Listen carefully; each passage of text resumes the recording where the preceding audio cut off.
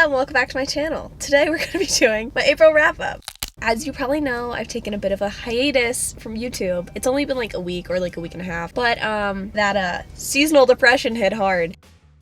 Today I have come out of my depression for a bit to come and tell you the books that I've read in April. I only read 6 books this month, and I don't want to hear some shit in my comments about how like 6 books is still good. Like, I know it's okay, but for me it's just not my best reading month. And I didn't have any books that I read this month that were over 3 stars, so overall it was a pretty shitty month. But if you want to hear me bitch about like 6 books, stay tuned because that's what we're doing today. The first book that I read this month was Boys of Brayshaw High, or The Boys of Brayshaw High by Megan Brandy, and I gave this book 2 stars. We're off to a bang. A gangbang. Why am I like this? Okay, I take that back, but also there is a foursome scenario in this book. You know, this month was really the month of shitty new adult reads. I read 3 fucking awful new adult books that really make me question whether or not I'm getting too old for new adult or whether or not I just have really shitty taste in new adult. Probably both. This book, in my humble opinion, was so much worse than After. Why? Because the author could have done better, and yet she did not. The writing really was not bad. There was an actual plot line. The writing was really funny, very humorous. Just well done, in my opinion. Like, her actual writing, excellent. The plot was a little fucked up, and the characters were wild. This book is about a girl from the wrong side of the tracks. She ends up going to a rival high school, or like a different high school, and there's these 3 popular boys called the Brayshaw brothers. She ends up kind of getting with all of them, in a way. It's a wild ride. There were parts of this that I did enjoy. Like, it wasn't the worst book I've ever read. It was definitely entertaining. Some of the steamier scenes were all right, particularly the one where there's 4 people involved. It was wild. It was fun to read. Because I feel like you don't see a lot of that in new adult. It's all very heterosexual and like monogamous. So it was interesting seeing something a little different, but I've never read something with a more implausible plot or like wildly unrealistic characters. I don't want to talk too much about it because I think I'm going to do an entire review on this book on my channel. If you're intrigued by the fact that there was like a gangbang foursome in a new adult book and you want to know more about the train wreck, like, I will provide it for you in a full review, rant style, on my channel sometime this month. Let's all just say a prayer for future Chan, because I'm gonna have to like slog through that book to take really good notes, and the idea of it's already kind of sending me. So the next book that I read this month was After by Anna Todd. I also gave this one 2 stars. I have a whole video on it. I have a video on the movie. I also have a live show that you can go and watch where we discussed After, so I'm not gonna talk about it. But for the ill-informed, I guess the best way to describe my feelings about this book are like, have you ever seen the stories about children who accidentally step in puddles or like go swimming in like swamps and end up getting like a necrotizing fasciitis or like brain eating bacteria? That's kind of the feeling I got when reading this book. So the next book I read was another 2-star book. Who's surprised? So it was Halo by Ella Frank and Brooke Blaine. This was a big fucking oof, but like, it was definitely my fault in picking it. Some of my favorite male-male romances are written by Brooke Blaine. She's excellent. I think she does a really good job at building tension between her characters and creating really good, like, genuine histories between her characters, if that makes sense. Like, if the 2 characters have history, she does a good job at making me give a shit, which is very difficult to do, to make me give a shit, but again, especially about like characters' histories. But I'm not so in love with Ella Frank, for reasons that I'll explain later. So anyway, this book is a rock star romance about a guy named Halo, and he is auditioning to be the front man in a rock band. The band has been established for a while, but their lead singer is gone and they need a new front man. So they audition this guy named Halo, or Halo auditions, and they decide to take him. The story is about Viper, the guitarist for the band, and Halo getting together. My issue with this book, it didn't even come down to the writing or the pacing. It was very fast paced and it was good for a smut. Like, in terms of it being not too short to where it was like sex from page 1, but it wasn't too long to where I was like, okay, I really don't give a fuck, can we get to the banging? Like, it was perfectly paced, but my issue was that it was a very gay for you romance, a very, you know, let's turn the straight guy gay type of romance. And here's the thing, I understand that sexuality is a spectrum. I understand that people discover their sexualities later on in life, and I think that there's a right way to do this and a wrong way, and I think this one definitely fell into the problematic, fetishistic, kind of gross category, unfortunately. And this actually happened in another series by Ella Frank that I read, her Temptation series. I'll put a picture right here so you guys can see what I'm talking about. But issue with that one too was that it was about this hot shot guy who could get any guy that he wanted, kid, and the only guy basically left for him to conquer was a straight guy. The guy had been previously married to a woman and had never had feelings for a guy before. And I believe eventually he, discovers his bisexuality, and to me that one was a little less problematic, but this was to me even worse. And the advances of Viper on Halo were kind of gross. Right after Halo gets into the band, he's still feeling like, not in a place of power, like he's feeling a little bit like he is the new guy, and Viper is immediately like taking him to a diner and saying flirty things over dinner. I don't know, I didn't like the vibe. I didn't think it was cute. The only thing that I really enjoyed, like I said, was the pacing. I think had it not had that kind of problematic element, I think it would have been a pretty entertaining book. I like rockstar romances, I like male-male romances, but this one just really didn't do it for me. The next book I read this month was Archangel's Kiss by Nalini Singh, which I gave 3 stars. This was not bad per se, but it was just like, it's a bird, it's a plane, it's a dumb bitch basically learning how to fly. That was the entire book. I don't think it's much of a spoiler because I think if you've seen any of the covers of the rest of the series that the main character Elena does end up becoming an angel. This book was the first book where she is an angel and she's learning how to fly, and that's basically the entirety of the book. There is a kind of subplot where she has to face her trauma and face her abuser, but other than that, I mean, the main bulk of the book is just her learning to fly in this fucking lame-ass sanctuary. Books that are focused on training and endurance and shit like that,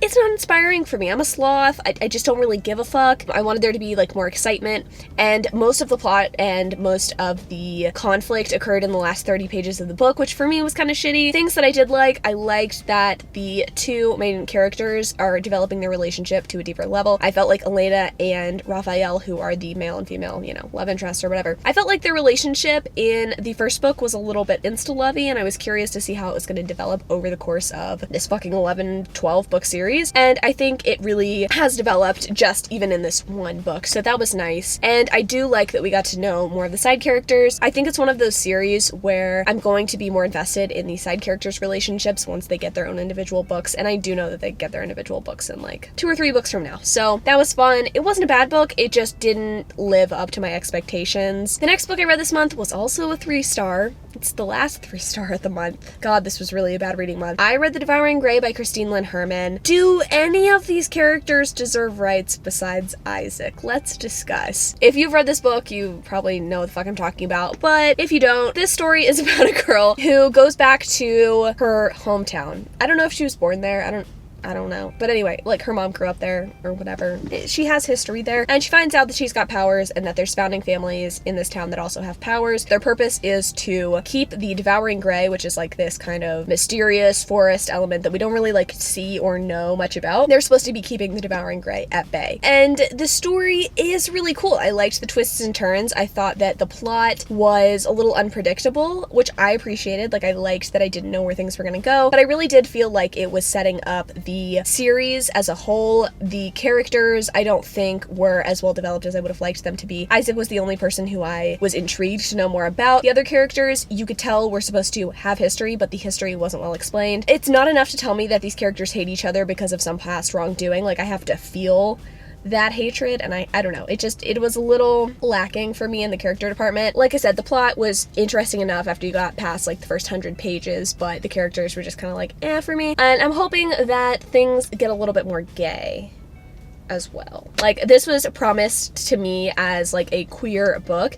and there is queer representation, but there weren't really any queer relationships. So I don't know if that's something that is spoilery. I'm sorry if that's like disappointing or whatever. But anyway, I felt like someone should share that because I haven't heard that. So yeah, it wasn't quite as queer as I had hoped. Okay, so my last book. This is definitely my most disappointing book of the month, probably my most disappointing book of the year, and it is Pretty Reckless by LJ Shen. I give this book 2 stars. If you didn't know, fucking love new adult, and I really enjoy LJ Shen's books. She wrote the Sinners of Saint series, which is one of my favorite new adult series. It's one that I recommend to people, and I think it does the whole like bully, borderline abusive main character who's like totally redeemable thing very well. I mean, she does a very good job at writing these very hateable, douchey characters who end up becoming fucking cinnamon rolls. Like, we love that. I love that. I know it's problematic, but like, I enjoy it. Unfortunately, this one, not so redeemable. Anyway, this is a spin-off of that series, and it's about the children of the main characters of that first series.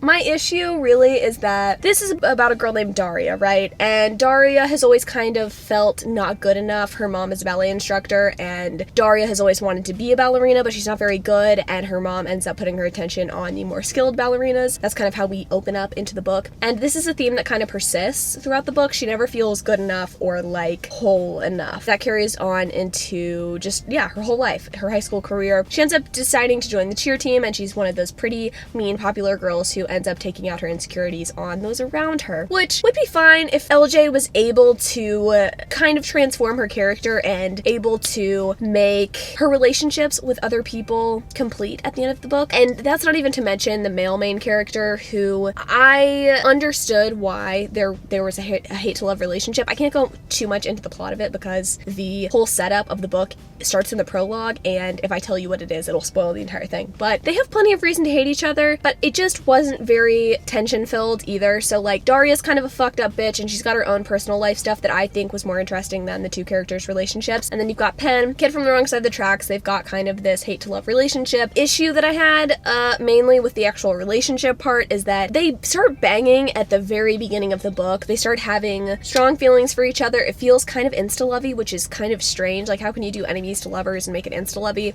I don't know, but LJ Shin fucking succeeds in it. And like I said, to me, the main issues were that there was no tension between the two characters, and then I also didn't feel like Daria's storyline wrapped up very well. She ends up in some sort of like blackmail situation that wraps up in literally 10 pages. The story did not make sense. It was over the top. There were so many times where I was like, no fucking high school kid acts like this. Even the epilogue was not enough to really like satiate me. LJ Shen does a great job at doing the whole proposal, baby, I don't know, there's not always baby, but you know what I mean? Like, she makes very satisfying like conclusions or whatever. That was not enough to save this book. Like, it was a train wreck kind of start to finish, and I wouldn't recommend it. That was a little bit incoherent. The book was a little bit incoherent, so I don't really feel that bad about the way that I described it. Just a lot did not work for me. So sadly, I'm really upset about it, and I'm excited to read the second book in the series because it's going to be about the son of Vicious. So if you've read Vicious, which a lot of you guys I know have, Vicious's son seems literally just like Vicious, so I'm excited to read that one,